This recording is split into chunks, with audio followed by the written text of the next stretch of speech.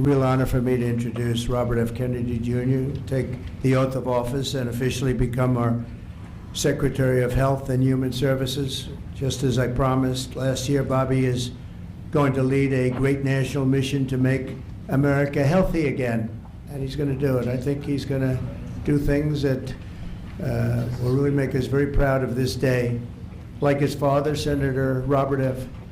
Kennedy, and his uncle, President John F. Kennedy, Bobby has devoted much of his life to serving his fellow Americans in his campaign for president, and he was a very tough competitor. I did not like it at all. I said, let's get him on my side.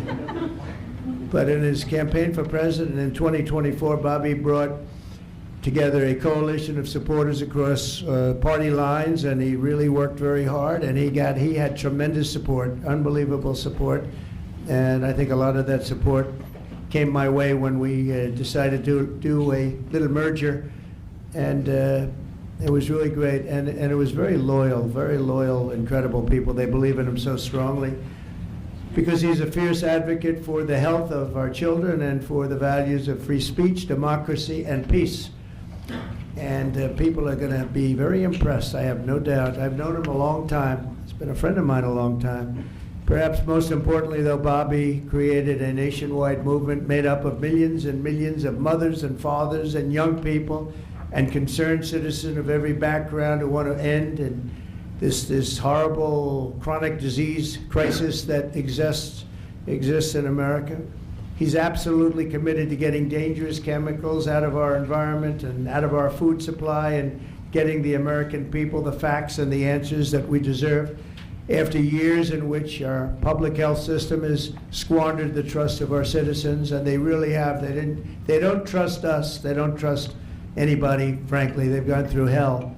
There's no better person to lead our campaign of historic reforms and restore faith in American health care. And Bobby's going to do it. The United States spends more money in health than any other country on earth, but we're growing sicker every year. We're not as healthy as countries that spend just a fraction of what we spend, so there's something wrong. He's going to figure it out. In recent decades, we've seen staggering increases in cancer rates across all age demographics, including more than 40% increase in childhood cancer since 1975. Who can believe that? And an explosion in other chronic childhood illnesses. Not long ago, 1 in 10,000 people, children, had autism. Now it's 1 in 36. Think of that. 1 in 10,000. 1 in 10,000. Now it's 1 in 36. Who can believe that? There's something wrong.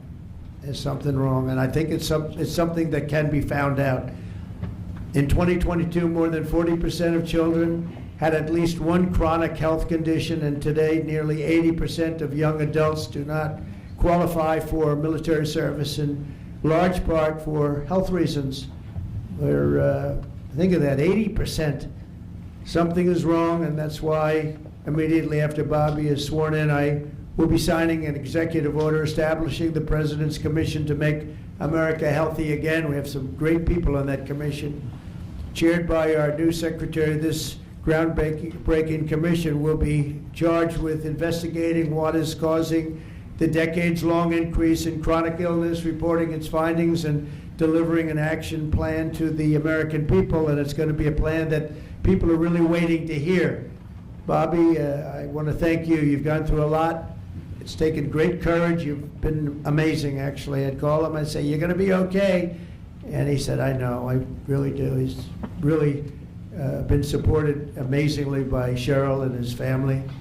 And it was very tough. It was a very nasty group of people that were after him, but he was tougher and he was smarter than they are.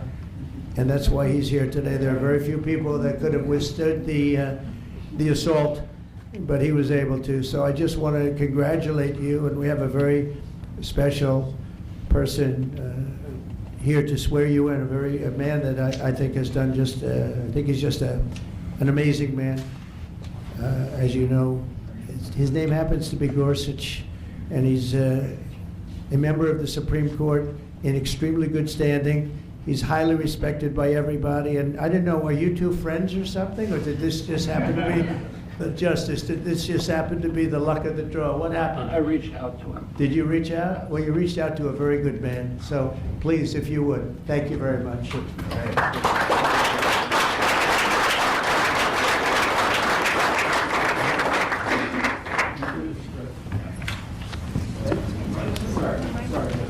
Oh, this has to be done I'll do first. this first. I'm going to make this a good one, right?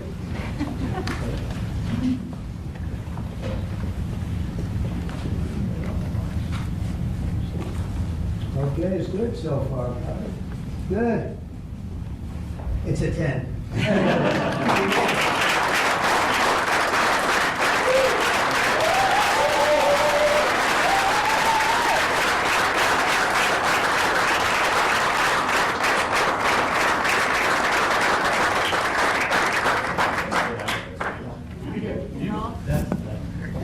No, why am I in the middle?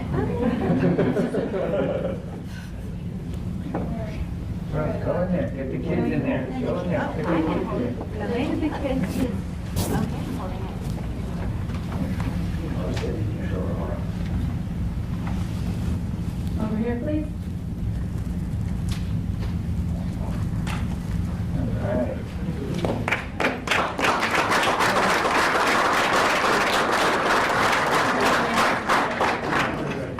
It's really happy. Would all the family like to join? Yes, sure. All right. Please place your left hand on the Bible and raise your right. Repeat after me.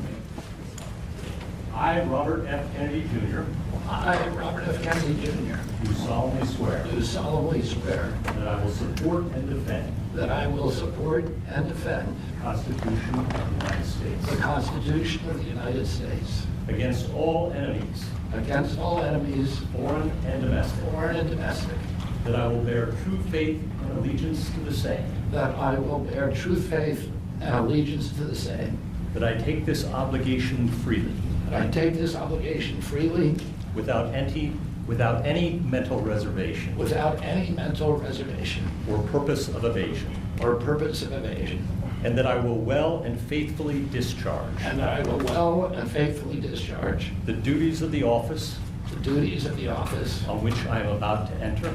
on which I'm about to enter, So help me God. so help me God. Congratulations, Mr. Secretary.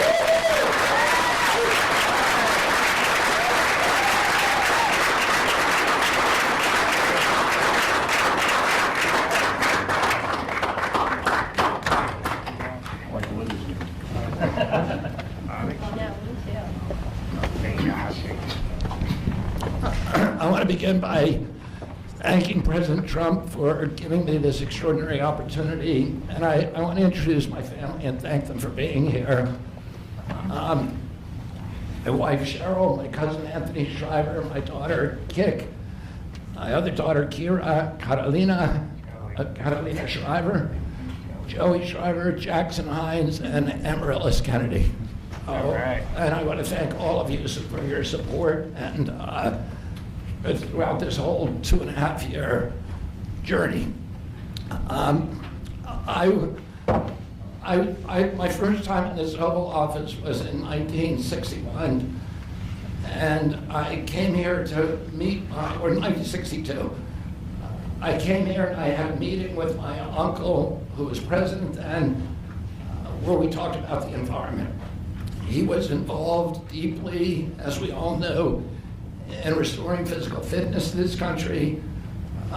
He challenged at one point during his administration, he challenged Americans to do a 50-mile walk, which I ultimately did, but I remember the day that my father completed his walk. We were staying up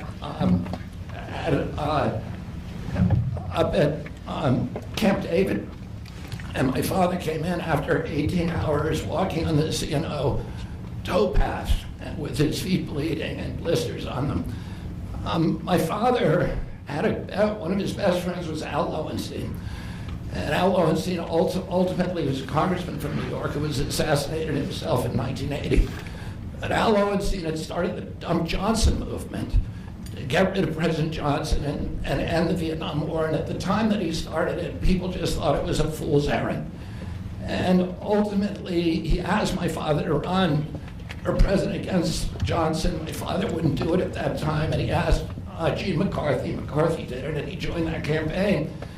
And my father ultimately ran, and Johnson then dropped out. So Al Lowenstein succeeded. And although Al Lowenstein was on the other side now, running against my father with Gene McCarthy, my father wrote him a note, a quote from Emerson, where he said, if a single man plant himself firmly on his own ideal and there abide, the whole wide world will come around to him. For 20 years, I've gotten up every morning on my knees and prayed that God would put me in a position where I can end the childhood chronic disease epidemic in this country. On August 23rd of last year, God sent me President Trump. All right. And he gave me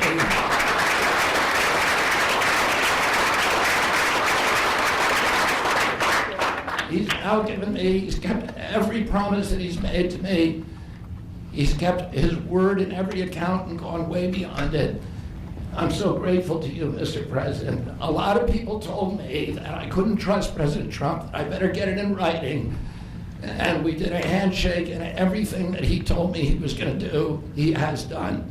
Right. And I'm so grateful to him, and I've told you before, I genuinely believe that you are a pivotal historical figure, and you are going to transform this country at a time when we see all of the indicia of democracy now in tatters in our country.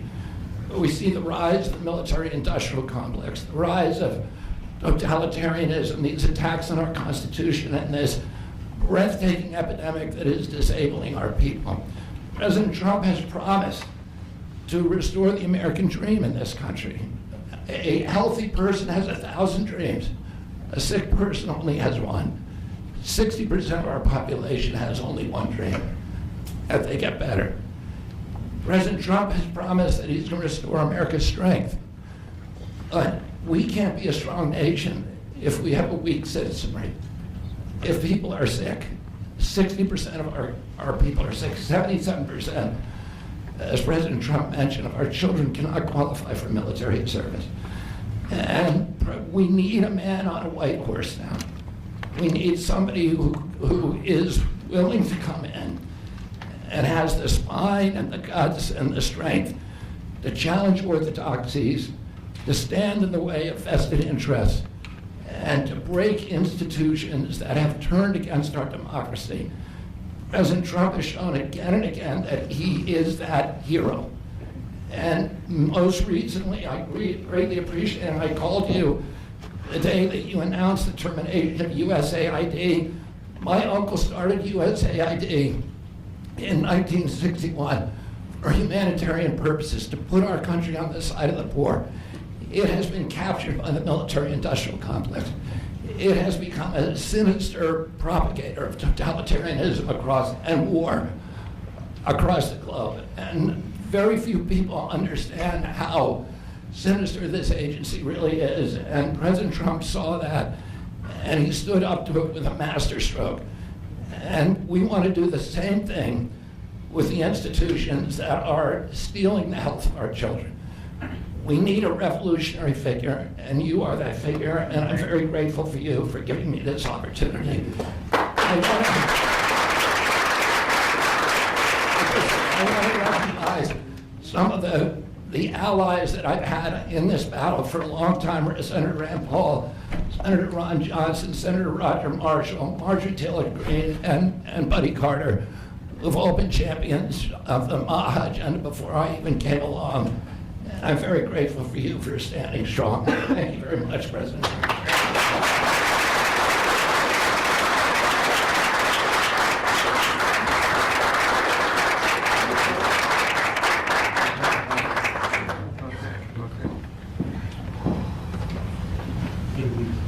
Mr. Secretary, I'd like to ask, what plans do you have immediately at HHS now that you're sworn in, sir? He's going to be running it. He's going to do a great job. What would you like to That's see my him do plan. first? He's going to find out a lot of secrets that have been maybe kept from us, but he's going to come up with some solutions to some big problems, solve problems. I think he's going to go down in the record books. I really have confidence. This group has, great. Even Rand has confidence.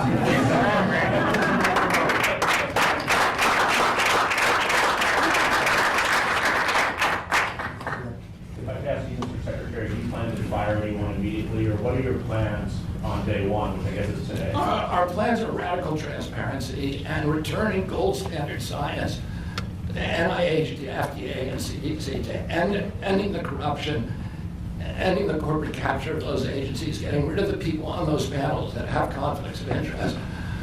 We can do unadored and unimpeded science rather than the kind of product that is coming out of those agencies today. Mr. Secretary, may I ask, how do you address concerns that some Americans may have about the stance on vaccine? When people actually hear what I think about vaccines, which is common sense, which is vaccines should be tested, they should be safe, everybody should have informed consent, people are reacting because they hear things about me that aren't true.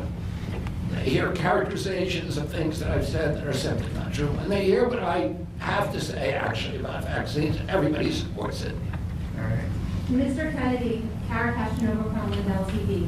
What's your message to Democrats in the Senate that fought so hard to keep you from taking this position? And congratulations, by the way. But President Trump has promised to be the president for all Americans, and he has said to me that he understands that there's no such thing as Republican children or Democratic children. All of our children need to be protected.